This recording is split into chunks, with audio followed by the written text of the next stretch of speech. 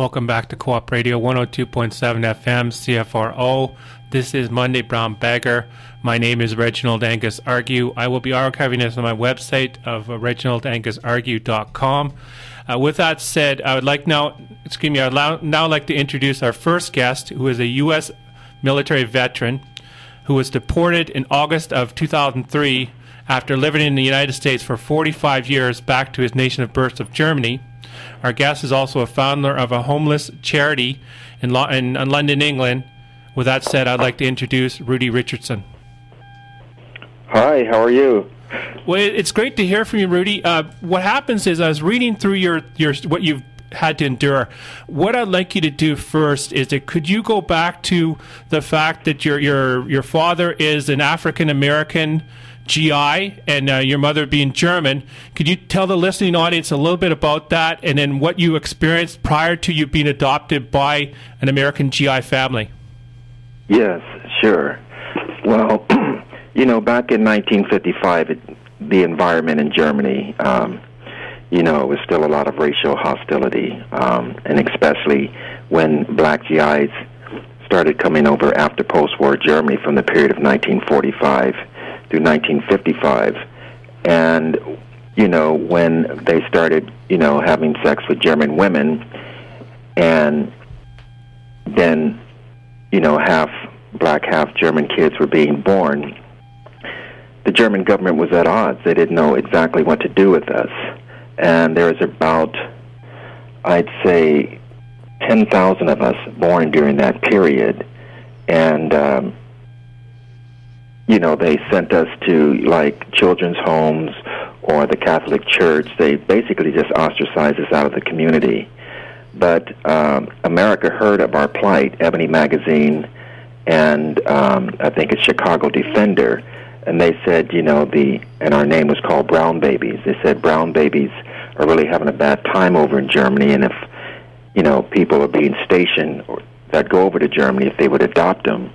And fortunately, I was adopted by American parents. But prior to that, my mother, bless her heart, she had her own set of issues. Our grandfather was half Jewish, and so he was taken to the concentration camp, meaning my mother and siblings, had to live in a children's home until they were 17. Now, when my mom got out, she became a full-blown alcoholic. And a prostitute, her and my aunt. And back then, they had to do what they had to do to make ends meet. Anyway, my mom got busted several times, and then she was finally arrested and went to prison for 17 months. And that's where I was born. I was born in a German prison outside of Munich. And from there, I was taken to a foster care home until I was 3 years old, and then I was, adopted by American parents. I also read somewhere where it talked about when you were in that foster care home that you were experiencing some sexual and physical abuse. Could you briefly talk about that? Yes. Hold on. My fiance's coming upstairs, and I'm going to ask her to be quiet. She's just coming from work, so let me just tell her I'm on the radio. Hold on. And this is Rudi Richardson we have on the line. He's from the London, England. So I just I'm sorry. Well, so go ahead. What was the question again? Well, that's what I'd like to know is that the abuse that you suffered in your foster care, up when you spent there when you're up to 3 years old. I read somewhere it talked about did you experience some sexual and physical abuse? Yes, I did, and unfortunately, because the trauma happened really early on in my life, the memories didn't start surfacing until about 30 years later. But even in between then, I had, difficulties. It was like a sleep disorder, and I had a lot of phobias. And I could remember, having reoccurring dreams and suffocating. It was like that somebody was trying to take my air.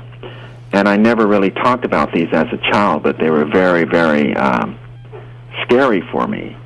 But it wasn't until 30 years later that the memory started surfacing, and really I thought I was going crazy. I didn't know, what to think. I was, Well, if you ever put this in a book there, Rudi, and you do a tour, I really hope that you end up here in the Vancouver area, because if you come to East Hastings, you're going to see an awful lot of people that are suffering, just as you're talking about, because the most of their addiction, people that are addicted here in the East Hastings area in Vancouver, both Dakota and Canada, is it traces it right over to past abuse. It's a root cause. And, having someone like you come out and talk right now, it is helping people tremendously. At the end of the interview, I want you to share some insight. But what I wanted to do is I wanted to go on to talk about the policies that the United States military had in regards to not allowing you to find out who your father was. Have you been able to find out since, arriving back in Germany? No, well, you see, I found my biological mother when I was in prison in 1995 by an organization called Friends Outside. I was in California Men's Colony. That's a prison in California. And I didn't have anything but my mom's birth name and her birth date and where she was born. And fortunately, these people found my mother. And at first, I had gotten a letter. She didn't want any contact, so, my heart fell to the ground. But 2 weeks later, I got this letter, and it said, "Dear Rudi, this is Renee and Connie. We're your brother and sister." And I almost fell to the floor. And from that point on, my mom warmed up, and we started communicating. There was a language difference because I don't speak German. But that heartfelt thing when she said my name, my German name is Udo, and it went straight to my heart. Now, my mom being a prostitute, was found out she married her pimp. There are 9 of us. We all have different fathers, and I'm the only one that's half black, half German. I was able to meet 6 of my brothers and sisters. There's 3 that I haven't met for whatever particular reason. But when I asked my mom about my father, the only thing that she mentioned was that he was a GI. His name was George, and he had a hot temper or something like that. I'm like, okay. But I really tried to extract from her what his last name was, and she couldn't do that. And unfortunately, she died 4 months before I was deported of cirrhosis of the liver. So, I'm sorry to hear about that.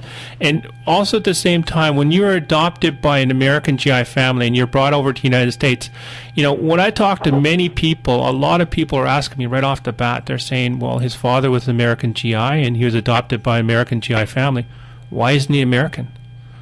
Could you give us a little insight into why you were not made into given your American citizenship because of your birth father and because of the fact being adopted by an American GI family?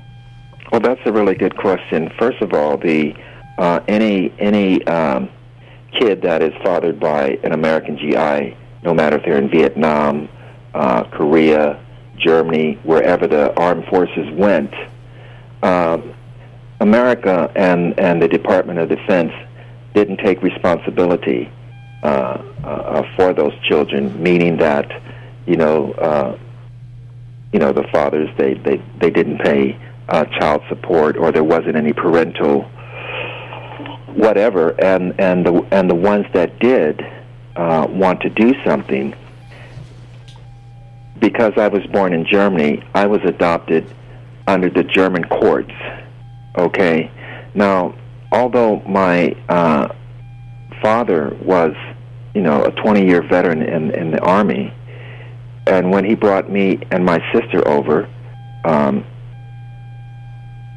they gave us a green card. I think our first port of call was New York Brooklyn Army Air Terminal, and we were given green cards, permanent residence. Now, my dad and mom didn't tell us we were adopted, and didn't tell me I was adopted until I was 17. Now, they had an opportunity then to get our citizenship. They didn't want to let us know for whatever reason. But at the same time, there's some circumstance around, well, if American parents adopt a child from a country, and especially my dad being in the military, I don't know. I think there's just, a missing equation in that. But having said that, I speak for thousands of people like me that was born on foreign soil, that was fathered by GIs, that the Army and the Department of Defense knew about, and I feel that they didn't take no responsibility in terms of parental obligations. And when it came to citizenship, they certainly wasn't going to, in other words, if we went to the embassy and even proved that our fathers were American, that still we still wouldn't have anything coming in terms of citizenship. So it was just really a heart, and it still is. It's very heart-wrenching. I don't know what to say about that. I today still don't know where my home is at, and I believe that's one of the reasons why I founded the charity, because for me to feel at home is when I'm home with the homeless, because I feel such an intrinsic connection with them. But I feel like a man without a country. Germany didn't accept me simply because I was mixed race. America, obviously, because I wasn't a citizen. But they sure were quite happy to, to let me join the Army. But I feel like a man without a home. If that makes any sense. And well, I'm 55 years old while I'm saying this.